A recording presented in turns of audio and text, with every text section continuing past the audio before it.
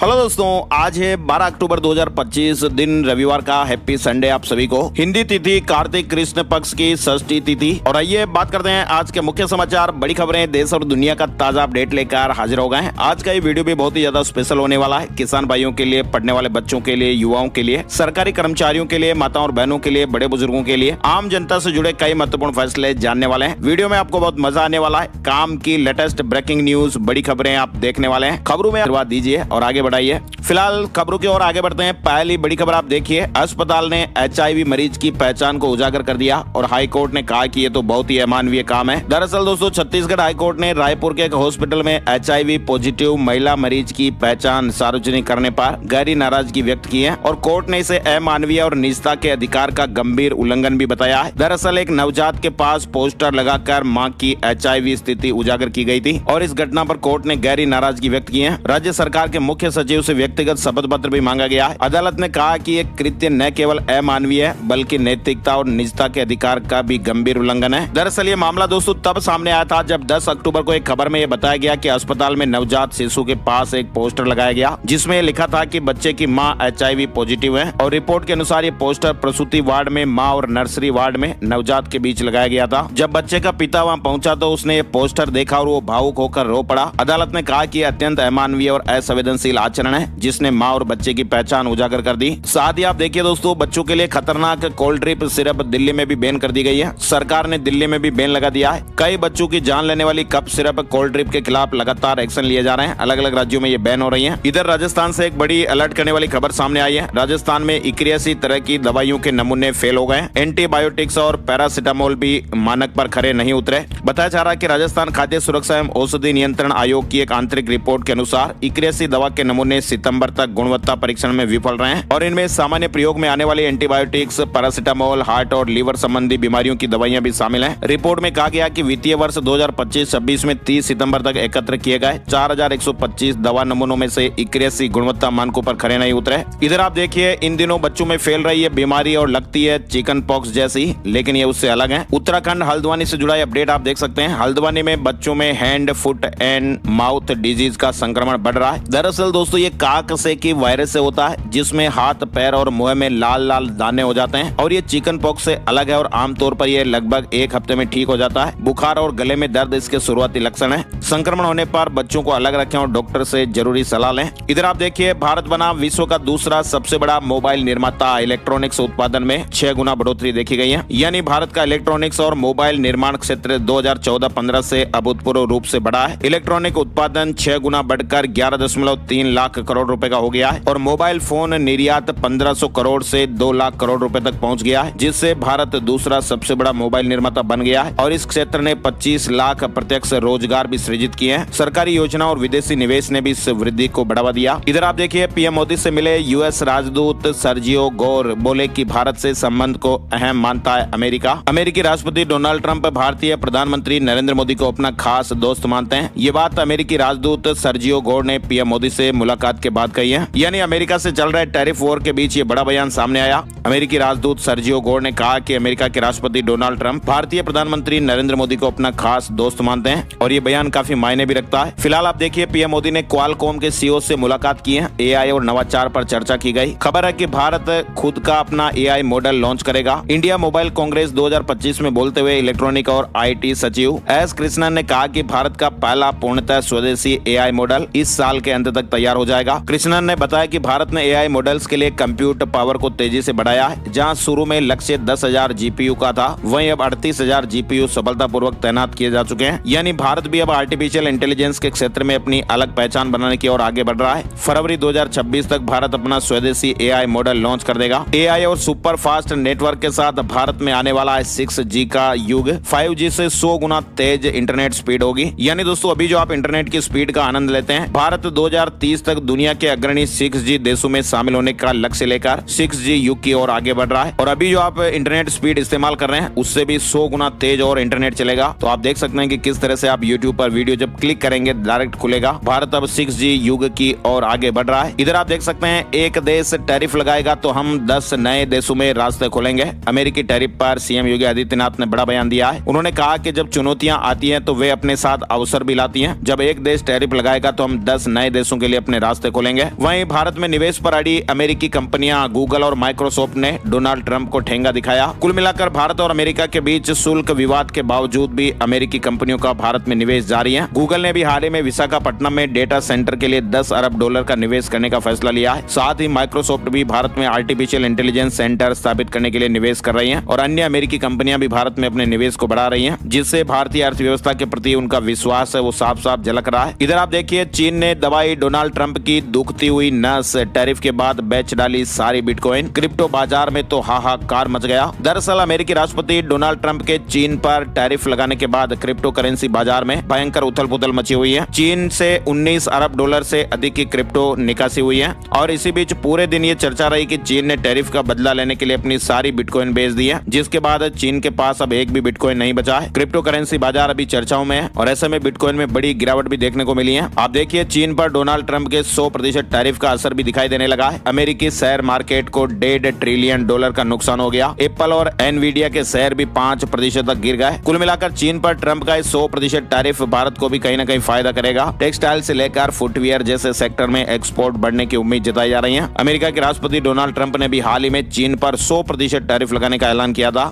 और Donald Trump ने कहा कि ये नया टैरिफ चीन पर 1 नवंबर से लागू हो जाएगा। चलिए आगे बढ़ते हैं। बड़ी खबर फिल्म फेयर अवार्ड सेरेमनी से जुड़ी हुई आ रही है। जीनत अमान को life time achievement award. Gujarat के अहमदाबाद में 70वीं फिल्म फेयर अवार्ड सेरेमनी शुरू हुई। शाहरुख खान सेरेमनी होस्ट कर रहे हैं। इधर आप देखिए, सीजीआई ने कहा कि डिजिटल युग में लड़कियां सबसे ज्यादा असुरक्षित। टेक्नोलॉजी शोषण का जरिया बनी है और इसके खिलाफ पुलिस को स्पेशल ट्रेनिंग भी जरूरी है। मुख्य न्यायाधीश सीजीआई बीआर गवाई ने शनिवार को कहा कि डिजिटल दौर में लड़कियां नई तरह की परेशानियों और खतरों का सामना कर रही है। टेक्नोलॉजी सशक्तिकरण नहीं शोषण का जरिया बन गई है। लड़कियों के लिए आज online harassment, cyber bullying, digital stalking, निजी डेटा के दुरुपयोग और डीप फेक तस्वीरें भी बड़ी चिंता बन गई है और इन खतरों से बचाने के लिए पुलिस और अधिकारियों को खास ट्रेनिंग देने की जरूरत है ताकि वे ऐसे मामलों को समझदारी और संवेदनशीलता से संभाल पाए। लड़की की सुरक्षा का मतलब सिर्फ उसके शरीर की रक्षा करना नहीं बल्कि उसकी आत्मा को भी आजाद करना है। Chief justice of India B R Gavai ने इस तरह की बात कही है। उन्होंने कहा कि जब तक कोई भी लड़की डर में जी रही है तब तक भारत उस स्वतंत्रता के स्वर्ग तक नहीं पहुंच सकता और डिजिटल दौर में जो ये खतरे हैं वो अब भौतिक दायरे से निकलकर वर्चुअल दुनिया तक पहुंच गए हैं। टेक्नोलॉजी जहां एक और अवसर देती है वहीं ये नए तरह के शोषण का साधन भी बनती जा रही है। चलिए बड़ी खबर आप देखिए, दिल्ली में पोल्यूशन चांदनी चौक इलाके में AQI 300 पार देखा गया। वहीं प्रधानमंत्री नरेंद्र मोदी ने 42,000 करोड़ रुपए से अधिक की धन धान्य कृषि योजना का शुभारंभ कर दिया है। दिल्ली में पीएम मोदी ने किसानों को सम्मानित किया। किसानों की आय दोगुनी करने में मदद मिलेगी। पीएम मोदी ने किसानों को 42,000 करोड़ की सौगात दी है। प्रधानमंत्री धन धान्य कृषि योजना का शुभारंभ हुआ। किसानों को लोन सुविधाएं मिलेगी और प्राकृतिक खेती को भी प्रोत्साहन मिलेगा। चलिए बड़ी खबर देखिए, कनाडा का नया इमिग्रेशन बिल C-12 लागू हो गया है। अवैध प्रवास और तस्करी पर रोक लगेगी। भारतीयों पर भी असर देखने को मिलेगा। भारत की Asia cup trophy SEC chief की कस्टडी में, कहा कि मेरी इजाजत बिना ना दें। टीम इंडिया ने उनके हाथों ट्रॉफी नहीं ली थी। इधर आप देखिए, एयरटेल का नेटवर्क डाउन हो गया। फोन कॉल तक नहीं कर पा रहे थे यूजर्स। UPI ट्रांजैक्शन अटकने की भी शिकायतें मिली हैं। कर्नाटक के डिप्टी CM DK शिवकुमार ने शनिवार को मुख्यमंत्री बनने की खबरों को सख्ती से खारिज किया है। उन्होंने कहा कि कुछ लोग और मीडिया भ्रम फैलाने की कोशिश कर रहे हैं जबकि उनकी प्राथमिकता सिर्फ पार्टी के लिए काम करना है। डिप्टी CM ने कहा कि कुछ मीडिया वाले भ्रम फैला रहे हैं। उन्होंने कहा कि मुझे पता है मेरा टाइम कब आएगा। मेरा टाइम तब होगा जब मैं 2028 में कर्नाटक में फिर से कांग्रेस की सरकार बनाऊंगा और यही मेरा लक्ष्य है। पाकिस्तान में पुलिस फायरिंग से 11 प्रदर्शनकारियों की जानें चली गई। गाजा पीस प्लान का विरोध कर रहे थे। अमेरिकी दूतावास की तरफ मार्च निकाला था। वहीं 12,000 फीट की ऊंचाई से जवानों ने छलांग लगाई। एक्सरसाइज थार स्ट्राइक में इंडियन एयरफोर्स और भारतीय सेना पैराशूट के जवानों ने 12,000 फीट की ऊंचाई से पैराड्रॉप मिशन का प्रदर्शन किया। दुश्मन के ठिकाने पर उतरकर उनके इलाके को तबाह किया। वहीं आप देखिए, हाईकोर्ट के निर्देश आए हैं। रामभद्राचार्य के खिलाफ आपत्तिजनक वीडियो हटाएं। मेटा, गूगल और यूट्यूब 48 घंटे का समय दिया है। इलाहाबाद हाईकोर्ट की लखनऊ पीठ ने स्वामी रामभद्राचार्य के खिलाफ सोशल मीडिया में चल रहे हर तरह के वीडियो हटाने के निर्देश दिए हैं। इधर आप देखिए, यूएस से बड़ी खबर, रेडिएशन और हार्मोन थेरेपी ले रहे जो बाइडेन तेजी से फैलने वाले प्रोस्टेट कैंसर से जूझ रहे हैं पूर्व राष्ट्रपति। साथ ही बड़ी खबर आ रही है, शिक्षा मंत्रालय ने राज्यों और केंद्र शासित प्रदेशों से स्कूलों में UPI जैसी डिजिटल भुगतान प्रणाली अपनाने को कहा है ताकि एडमिशन और परीक्षा शुल्क जैसे लेन देन आसान हो सके, पारदर्शी रहें, सुरक्षित रहें। वहीं एलन मस्क ने OpenAI पर फिर गंभीर आरोप लगाए, कहा कि झूठ पर बना है उन्होंने चैरिटी चुराई। टेस्ला के CEO एलन मस्क ने एक बार फिर OpenAI पर निशाना साधा। उत्तराखंड के 17,800 किसान भाइयों को झटका लगेगा। PM सम्मान निधि पर रोक लग गई है। भूमि रिकॉर्ड में गड़बड़ी के चलते कृषि विभाग ने कदम उठाया है। किसानों को नोटिस जारी कर फिलहाल उनसे स्पष्टीकरण मांगा गया है। साथ ही आप देखिए, क्रिप्टो एक्सचेंज बाइनेंस ने जापान में पेपे के साथ एक महत्वपूर्ण समझौता किया है और इस साझेदारी के तहत बाइनेंस जापान में कैशलेस भुगतान और क्रिप्टो सेवाओं को एकीकृत करेगा। बड़ा एक्शन लिया गया है। खराब फॉर्म के चलते सूर्य कुमार यादव की टीम से छुट्टी हो गई है। खराब फॉर्म से जूझ रहे सूर्य कुमार यादव को रणजी ट्रॉफी के पहले मैच से बाहर कर दिया गया है। वहीं मुंबई क्रिकेट टीम की कमान शार्दुल ठाकुर को सौंपी गई है, जबकि अजिंक्य रहाणे टीम में बने रहेंगे। T20 टीम के कप्तान सूर्य कुमार यादव इन दिनों अपने कैरियर के मुश्किल दौर से गुजर रहे हैं। एशिया कप 2025 में भले ही भारत ने उनकी कप्तानी में खिताब जीत लिया हो, लेकिन सूर्या का बल्ला पूरे टूर्नामेंट में खामोश ही रहा और अब उनकी खराब फॉर्म का असर घरेलू क्रिकेट में भी देखने को मिला है। इधर आप देखिए, इंसाफ मिलने तक नहीं होगा अंतिम संस्कार। पोस्टमार्टम कराने से IPS पूरन कुमार की पत्नी का इंकार हो गया है। दरअसल दोस्तों, अभी आजकल आप देख ही रहे होंगे, हरियाणा में एक IPS अधिकारी की मौत ने पूरे सिस्टम को झकझोर करके रख दिया है। 52 साल के IPS वाई पूरन कुमार ने अपने घर पर खुद की जान ले ली, लेकिन वो पीछे छोड़ गए जातीय उत्पीड़न और मानसिक प्रताड़ना के आरोपों से भरे नोट, और उनके परिवार ने फिलहाल PM से इंकार कर दिया है। कई बड़े बड़े वरिष्ठ पुलिस अधिकारियों समेत कई लोगों पर गंभीर आरोप लगे हैं। छत्तीसगढ़ से बड़ी खबर, महतारी वंदन योजना से 5 लाख महिलाओं के नाम कटने पर फिलहाल हंगामा देखने को मिल रहा है। पहली किस्त में 70 और 20वीं किस्त में 65 लाख महिलाओं को लाभ मिला। जीमेल पर स्टोरेज अगर आपका फुल हो गया तो परेशान ना हो। जोहो मेल पर अकाउंट बनाने पर आपको 5 GB का स्टोरेज मिलेगा। इधर आप देखिए, बाढ़ पीड़ित किसानों के हर परिवार को मिले 50,000। उद्धव ठाकरे ने ये मांग की है। उद्धव ठाकरे ने छत्रपति संभाजी नगर में बाढ़ पीड़ित किसानों से मुलाकात की। प्रत्येक पीड़ित किसान परिवार को तुरंत 50,000 रुपए की सहायता देने की मांग की है और सत्ता में आने पर कर्ज माफी का वादा भी किया। हिमाचल पुलिस से रिटायर पेंशनर्स 17 तारीख को प्रदर्शन करेंगे। मेडिकल बिलों का भुगतान और DA नहीं मिलने से नाराज बताए जा रहे हैं। सरकार की नीतियों पर सवाल उठाए हैं। इसके अलावा आप देखिए, शिमला में 13 अक्टूबर को प्राइवेट बसें नहीं चलेंगी। ड्राइवर कंडक्टर यूनियन ने हड़ताल बुलाया है, सरकारी नीतियों का विरोध कर रहे हैं। हिमाचल प्रदेश की राजधानी शिमला में 13 अक्टूबर को निजी बसें नहीं चलेगी। 13 अक्टूबर को उन्होंने हड़ताल करने का ऐलान किया है। उत्तराखंड के वन कर्मचारियों को दिवाली से पहले तोहफा,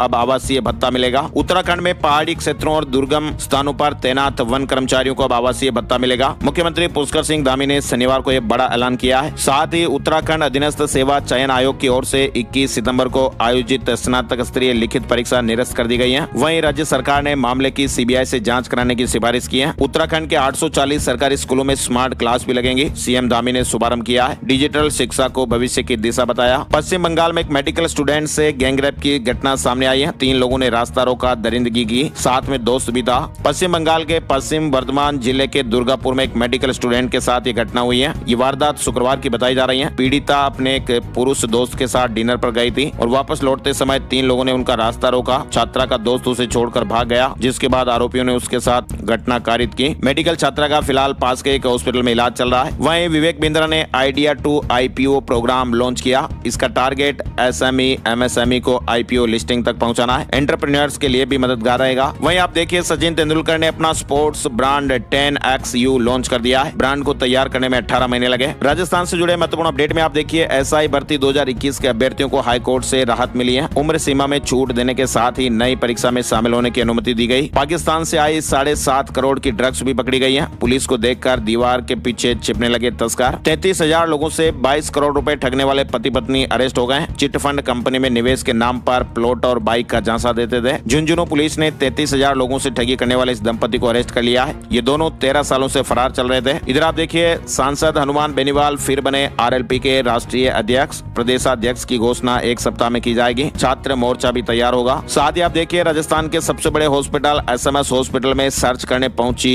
ACB की टीम। डॉक्टर मनीष अग्रवाल के ऑफिस में सर्च किया। खरीद और स्टोर रिकॉर्ड की जांच भी हो रही है। 1 लाख रुपए की रिश्वत लेते गिरफ्तार हुए थे। जयपुर आएंगे अमित शाह। 150 यूनिट फ्री बिजली का रजिस्ट्रेशन शुरू करेंगे। 8,000 करोड़ के प्रोजेक्ट का लोकार्पण होने वाला है। सभा को संबोधित भी करेंगे। गृह मंत्री अमित शाह सोमवार को जयपुर पहुंच रहे हैं। राज्य सरकार नए कानून के 1 साल पूरा होने पर कार्यक्रम करेगी। वहीं आप देखिए, जोधपुर में ठगों को खाता किराए पर देने वाला गिरफ्तार हो गया है। अकाउंट में फ्रॉड के करीब 10 लाख रुपए आए थे। अन्य लोगों के बारे में भी पूछताछ फिलहाल जारी है। वहीं जोधपुर में एक रिटायर्ड अधिकारी से ठगी के 3 आरोपी गिरफ्तार हो गए। डिजिटल अरेस्ट करके 60 लाख रुपए ऐंठ लिए थे। गिरफ्तारी का डर भी दिखाया था। वहीं आप देख सकते हैं, राजस्थान में 38 लाख लोगों ने सरकारी राशन छोड़ा है। अब गिव अप नहीं करने वालों से वसूली की तैयारी होगी। यानी राजस्थान में सरकारी राशन लेने वाले सक्षम लोगों को अब सख्ती का सामना करना पड़ेगा। जो लोग पात्र नहीं है, अगर वो राशन का फायदा उठा रहे थे राशन कार्ड के जरिए, तो ऐसे लोगों पर अब सख्ती होने वाली है। सरकार ने इनको मौका दिया था कि आप इस योजना से हट जाइएगा, लेकिन जो लोग अभी तक भी नहीं हटे हैं, अब उनको सख्ती का सामना करना पड़ेगा। 38 लाख लोग गिव अप अभियान के तहत अपनी इच्छा से सरकारी लाभ उन्होंने छोड़ दिया है। वहीं आप देखिए, पहली बार दीपावली पर राजस्थान राजस्थान के 65,000 सरकारी स्कूलों में लाइटिंग होगी, रंग रोगन भी होगा। मध्य प्रदेश में कहीं कहीं बूंदाबांदी देखने को मिल रही है। पूर्वी हिस्से में बादल छाए रहे। 25 से ज्यादा शहरों में पारा 20 डिग्री से नीचे है। मानसून फिलहाल कंप्लीट लौटा नहीं, लेकिन ठंड का असर दिखना शुरू हो गया है। वहीं ग्वालियर में रेलवे के एक रिटायर्ड अधिकारी से 3,80,000 रुपए ठग लिए गए। सीबीआई ऑफिसर बनकर व्हाट्सएप वीडियो कॉल लगाया, डिजिटल अरेस्ट कर रुपए ट्रांसफर कराए। बड़ी खबर आप देखिए, ग्वालियर हाई कोर्ट ने शिक्षक ब्रजराज सिंह चौहान की सरकारी नौकरी की याचिका खारिज कर दी है। याचिकाकर्ता ने 30 साल बाद शासकीय सेवक के रूप में नियुक्ति की मांग की थी, लेकिन कोर्ट ने याचिका दायर करने में अत्यधिक देरी को इसका मुख्य कारण बताया। उज्जैन के देवास गेट थाने में पदस्थ एएसआई को हार्ट अटैक आ गया, जान चली गई। सीएम की वीआईपी ड्यूटी से घर लौट रहे थे और अचानक तबीयत बिगड़ गई। नान घोटाले की सीबीआई जांच की मांग खारिज हो गई है। हाई कोर्ट ने कहा कि 10 साल बाद एजेंसी बदलना उचित नहीं है। छत्तीसगढ़ के चर्चित नान घोटाले से जुड़ी जनहित याचिकाओं के साथ ही अपील को हाई कोर्ट ने निराकृत और खारिज कर दिया है। वहीं सीबीआई जांच की मांग को भी ठुकरा दिया है। डिवीजन बेंच ने स्पष्ट कहा कि मामला अब ट्रायल के अंतिम चरण में है और ऐसे में जांच एजेंसी बदलने का कोई औचित्य नहीं है। चलिए आगे बढ़ते हैं। बड़ी खबर बिहार से आप देखिए। बिहार में आप लोगों ने सुना होगा कि सरकार बनते ही 20 दिन में एक अधिनियम बनाया जाएगा और 20 महीने के अंदर बिहार का कोई भी घर नहीं बचेगा जिसके पास सरकारी नौकरी नहीं होगी। दरअसल इस तरह का वादा आरजेडी के नेता तेजस्वी यादव ने किया है। दरअसल उन्होंने 9 अक्टूबर को एक प्रेस कॉन्फ्रेंस में ये बात कही थी और इसके बाद ये सवाल भी उठने लगे कि क्या वाकई बिहार के हर परिवार को सरकारी नौकरी दी जा सकती है। वैसे आपको बताएं, बिहार के जातीय सर्वे के मुताबिक राज्य में 2,97,00,000 परिवार हैं और कुल 17,36,000 लोग सरकारी नौकरी करते हैं,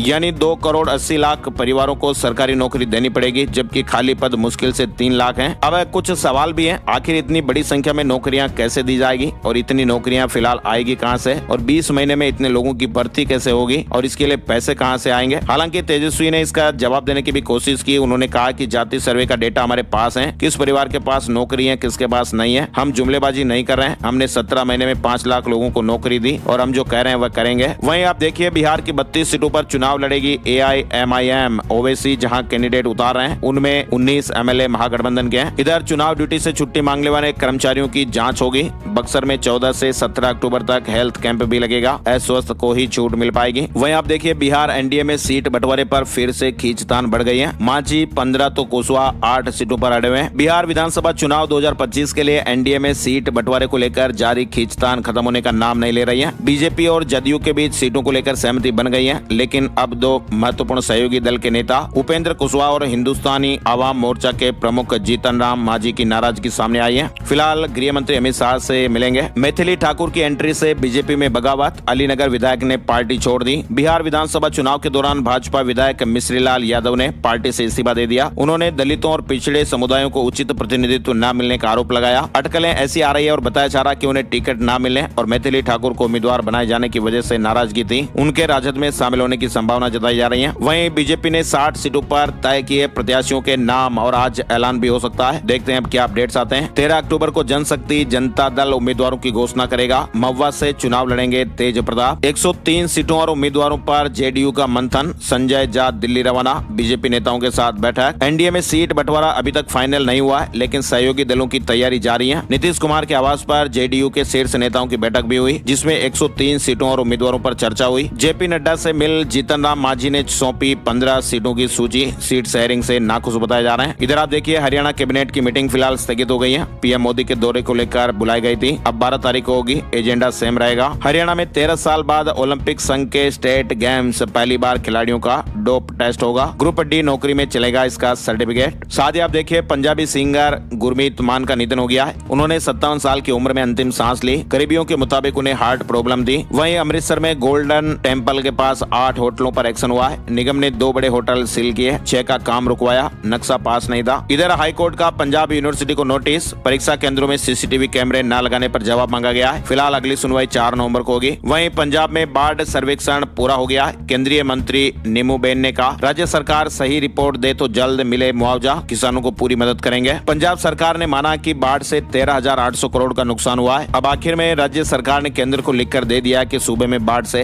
13,800 करोड़ रुपए का नुकसान हुआ है। ये दावा बीजेपी के वरिष्ठ नेता और पूर्व कैबिनेट मंत्री मनोरंजन कालिया ने लुधियाना में प्रेस कॉन्फ्रेंस के दौरान किया। खबर है, मथुरा में दीपावली से पहले भूमि की कीमतें आसमान छू सकती हैं, क्योंकि नए सर्किल रेट लागू होने की संभावनाएं है। राजस्व विभाग ने कीमतों में संभावित बढ़ोतरी का आकलन करने के लिए सर्वेक्षण शुरू कर दिया है। छात्रवृत्ति से वंचित विद्यार्थियों के लिए गुड न्यूज आई है। उत्तर प्रदेश में छात्रवृत्ति से वंचित विद्यार्थियों के लिए खबर है, जल्दी उनके बैंक खातों में पैसा पैसा आने वाला है। साथ ही मुख्यमंत्री योगी आदित्यनाथ के नेतृत्व में उत्तर प्रदेश में शिक्षा को रचनात्मक बनाने के उद्देश्य से 13 अक्टूबर को प्रयागराज में राज्य स्तरीय कला उत्सव 2025 का आयोजन किया जाएगा। उत्तर प्रदेश में 7 क्विंटल देसी घी और 2000 किलो गठिया मिठाई जब्त की गई है। बड़ी मात्रा में गठिया, हल्दी और खजूर भी बरामद हुआ। लखनऊ में खाद्य सुरक्षा विभाग ने मिलावटी खाद्य पदार्थों के खिलाफ अभियान चलाया। वहीं आप देखिए यूपी के लोगों को दीपावली पर बड़ा तोहफा मिलेगा। फतेहपुर से जुड़ी है बड़ी खबर। रोशनी का पर्व दीपावली और सरकार की ओर से करीब 2,85,000 उज्ज्वला योजना के उपभोक्ताओं को निःशुल्क रसोई गैस सिलेंडर का फायदा मिलेगा। वहीं आपको बताएं झारखंड से जुड़ी खबर। झारखंड के 3 शहरों को जल्द ही बड़ी सौगात मिलने जा रही है और इसके तहत राज्य सरकार ने रांची में पहली साइंस सिटी और जमशेदपुर और धनबाद में आंचलिक विज्ञान केंद्र बनाने का फैसला लिया है। रोजगार से जुड़े महत्वपूर्ण अपडेट में आपको बताएं राष्ट्रीय आदिवासी छात्र शिक्षा समिति NESTS की ओर से एकलव्य मॉडल रेजिडेंशियल स्कूल के लिए टीचिंग और नॉन टीचिंग पदों पर रजिस्ट्रेशन करने का मौका मिल रहा है। 23 अक्टूबर तक आवेदन कर सकते हैं। 7,267 पद बताए जा रहे हैं। इसके अलावा बैंकिंग सेक्टर में भी जॉब की शुरुआत, करियर की शुरुआत। केनरा बैंक अप्रेंटिसशिप के 3500 पदों पर ग्रेजुएट अभ्यर्थियों की भर्ती कर रहा है। इसके अलावा बैंक ऑफ बड़ौदा में भी मैनेजर पदों पर फिलहाल वैकेंसी निकली हुई है। और तो और साउथ ईस्टर्न कोल फील्ड में भी 595 पदों पर भर्ती निकली हुई है। सीमा सड़क संगठन में 542 पदों पर आज से रजिस्ट्रेशन होने जा रहा है। वहीं आप देखिए डी मार्ट को दूसरी तिमाही में 746 करोड़ रुपए का मुनाफा हुआ है। बात करते हैं सोने चांदी के भाव, gold price today, silver price today update में। साप्ताहिक समीक्षा में आपको बताएं इस हफ्ते सोने और चांदी के दामों में काफी बढ़त देखने को मिली है। 10 ग्राम 24 कैरेट सोने की कीमतें हफ्ते भर में 4,571 रुपए बढ़कर 1,21,525 हो गई है। चांदी की कीमत में इस दौरान और भी ज्यादा तेजी देखी गई। चांदी का भाव बढ़कर 1,64,500 रुपए तक पहुंच चुका है। और अब चलते चलते एक नजर आज का राशिफल। आज 12 अक्टूबर रविवार को मेष और कुंभ राशि के लोगों को उपलब्धि मिल सकती है। नई प्लानिंग पर काम करने के लिहाज से वृष राशि वालों के लिए भी आज अच्छा दिन है। कर्क राशि वालों को नए इनकम सोर्स मिलेंगे। कन्या राशि के लोगों को अच्छी खबर मिलेगी। वृश्चिक और मकर राशि वालों के रुके हुए कामों में तेजी आएगी और नई प्लानिंग भी बनेगी। इनके अलावा बाकी राशियों के लिए सामान्य दिन रहेगा। तो ये थे दोस्तों आज के मुख्य समाचार, आज की बड़ी खबरें, 12 अक्टूबर के मुख्य समाचार। वीडियो कैसा लगा कमेंट करके आप जरूर बताइएगा और यार दोस्तों के साथ फेसबुक और व्हाट्सएप पर भी आप जरूर शेयर कर दीजिएगा। एक और नई जानकारी और नए अपडेट वीडियो में फिर मिलते हैं। तब तक के लिए जय हिंद, जय भारत, वंदे मातरम।